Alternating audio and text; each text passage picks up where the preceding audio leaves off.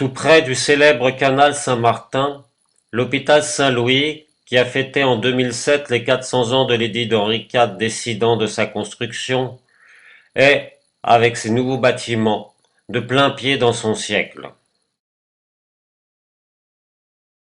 À ses spécialités historiques, la dermatologie et l'hématologie, mondialement connues, s'en ajoutent, produits des siècles, bien d'autres, telles la transplantation d'organes ou la chirurgie plastique. Il a gardé en son sein les bâtiments de l'ancienne maison de santé, construit de 1607 à 1610, rare exemple à Paris avec la place des Vosges du style Louis XIII.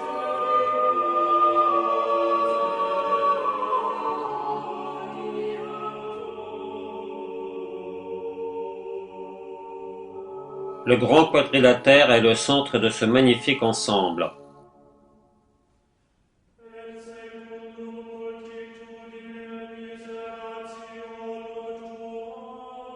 Il abrite aujourd'hui essentiellement les services administratifs ainsi que les services sociaux des personnels.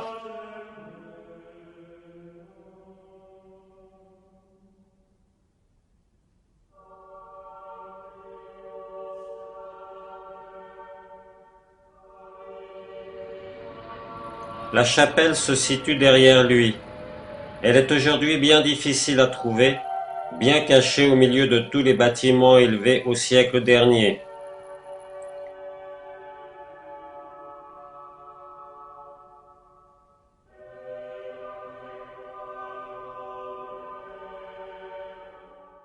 De la rue, on y accède par une petite porte percée dans un grand mur.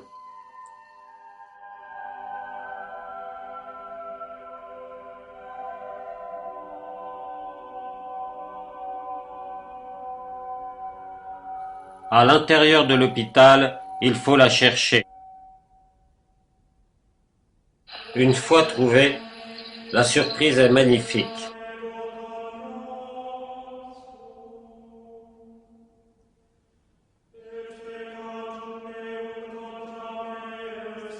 La pose par Henri IV de la première pierre de l'ensemble hospitalier fut celle de la chapelle.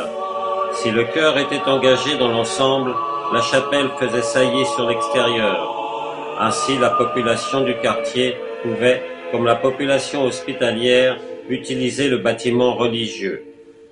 Puis, avec l'agrandissement de Saint-Louis, elle fut enclose dans ses murs.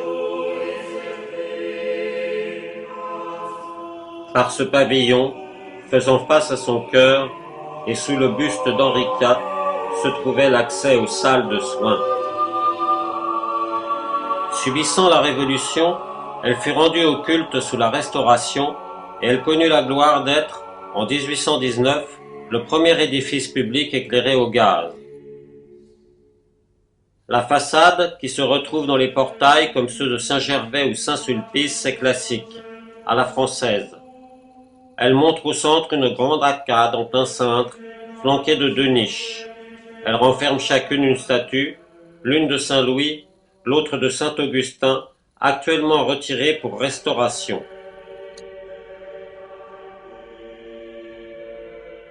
Le campanile, édifié en 1671, abrite aujourd'hui la Caroline Marie, bénite en 1842, et une autre cloche datant de 1609 est retrouvée dans les combles, appelée Victoire, bénite le 14 mai 2006. À l'intérieur, la chapelle est formée d'une nef de 4 travées voûtées en berceau surbaissé, puis d'un transept voûté en arête et d'un chœur en cul-de-four. La structure est actuellement cachée par une protection compte tenu de son état.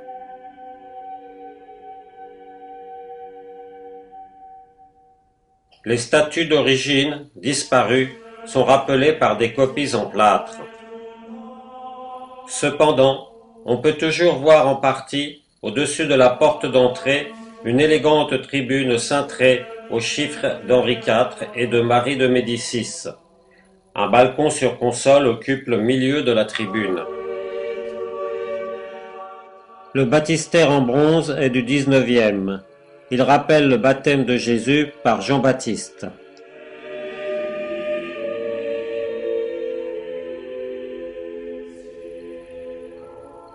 Deux petits autels polychromes, l'un ayant pour thème le sacrifice d'Abraham, l'autre représentant Jésus enfant, se trouvent de part et d'autre du transept. Ils datent du XVIIIe siècle.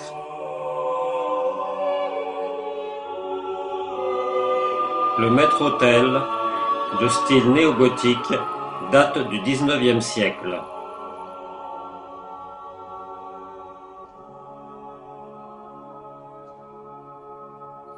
La chaire a été offerte par l'impératrice Eugénie. Installée dans la chapelle en 1860, elle provient de la maison des prêtres de Saint-Vincent de Paul.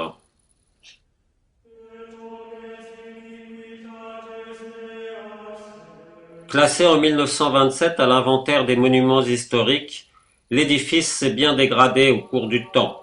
Si la restauration de l'extérieur a été achevée en 2005, celle de l'intérieur est à venir.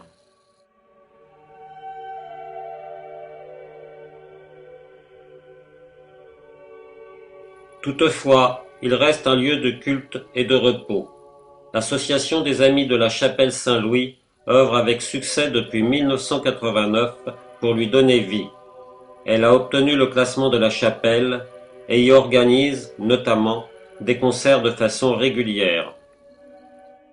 Dépendant de la paroisse Saint-Joseph des Nations, 2 messes y sont célébrées chaque semaine.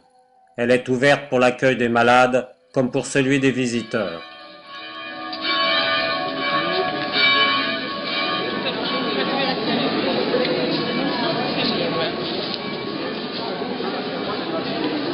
D'accord.